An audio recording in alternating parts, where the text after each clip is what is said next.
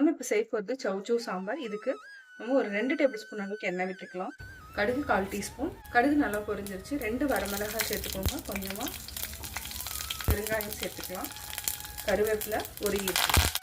இதுக்கு சின்ன வெங்காயம் வந்து ஒரு 15 வெங்காயத்தை நம்ம பொடியாக நறுக்கி இருக்கிறோம். அதாவது 2ஆக கட் பண்ணிக்கோங்க. பூண்டு ஒரு 6 பல்.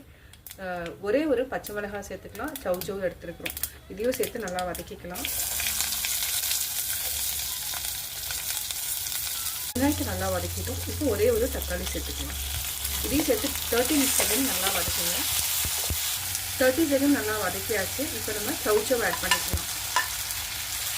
இதையும் சேர்த்து நல்லா வதக்கிக்கலாம். ஒரு 3 நிமிஷம் வரைக்கும் நல்லா வதக்கிக்கலாம். தேவையான அளவு உப்பு சேர்த்துக்கலாம். அதுக்கப்புறம் சாம்பார் தூள் வந்து ஒரு டீஸ்பூன் அளவுக்கு சேர்த்துட்டு நல்லா மிக்ஸ் பண்ணிவிட்டு தண்ணி ஊற்றிட்டு மூடி வச்சிடலாம். கொஞ்சமாக தண்ணி ஊற்றிட்டு இப்போ நம்ம ஹை ஃப்ளேமில் வச்சுக்கலாம். நல்லா குக் ஆகிடுச்சு. இப்போ நம்ம வேக வச்சுருக்கிற பருப்பை ஆட் பண்ணிக்கலாம். இதையும் சேர்த்து நல்லா மிக்ஸ் பண்ணிவிட்டு ஒரு 5 மினிட்ஸ் வந்து லோ ஃப்ளேமில் வச்சு நல்லா குக் பண்ணுங்கள். இப்போ நம்ம மூடி வச்சுக்கலாம்.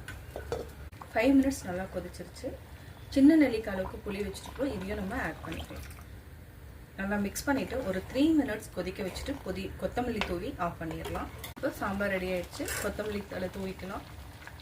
இப்போ நம்ம கேஸ் ஆஃப் பண்ணிக்கலாம். சுவையான சௌச்சௌ சாம்பார் ரெடி.